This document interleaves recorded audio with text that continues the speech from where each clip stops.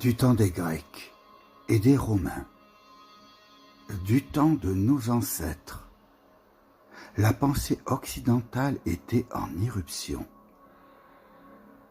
Les mathématiques, la philosophie, les sciences, la médecine étaient des disciplines en plein essor et en constante mutation, mettant en exergue leurs héros tels que Thalès, Euclide, Archimède, Socrate, Hippocrate.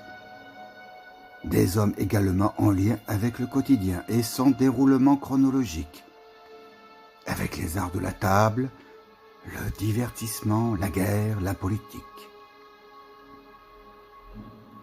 L'Ecclésia, première assemblée démocratique, où les Athéniens les plus aisés imposent leur style oratoire et leur nombre.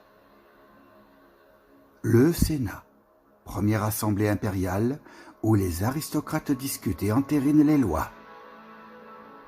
Rome, donc, est l'invention du droit, de l'urbanisme, de l'ingénierie hydraulique, de l'administration, le tout dans un contexte de conquête ou de paix relative.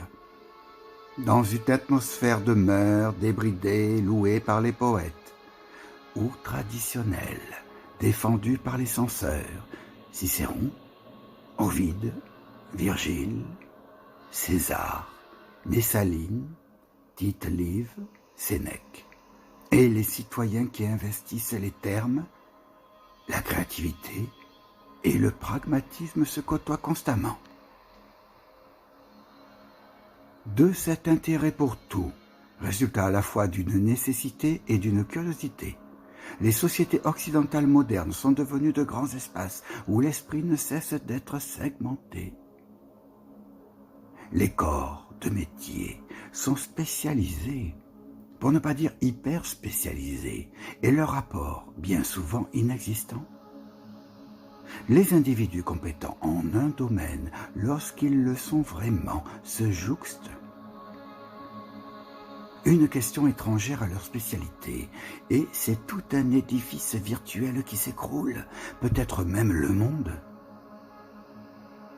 Quant à l'utilisation abondante, incessante, des technologies essentiellement à des fins ludiques, contrairement aux professionnels qui sont en train de donner forme à de nouveaux espaces de liberté, elles ne font qu'accroître la fragmentation de la mémoire et de la concentration. Du panoramique antique, nous sommes passés à l'angle moderne. Pourtant, j'ai bien l'impression, une impression nette même, que tendre vers une pensée globale permet de mieux se situer dans le monde, permet de mieux l'appréhender. À la Renaissance, nous avons repris l'héritage antique, puis nous l'avons corrigé. Ce socle ancien, par conséquent, est toujours là. Mais le civisme, ou l'appartenance à une collectivité, s'est depuis longtemps dissous. Le respect des règles communes, un respect qui peut paraître abstrait, a des conséquences bénéfiques pour l'individu et la cité. Dans le cortex unique et le cortex commun. Il découle de la pensée globale. Jamais, probablement, nous ne retrouverons un tel ciment, celui de la cohésion des cités-États, qui étaient alors des communautés. Néanmoins, l'individu contemporain, dans sa déambulation quotidienne au sein d'un espace public qui ne l'est plus, peut ouvrir son champ d'observation, son champ de spéculation, pour mieux saisir les autres et le monde.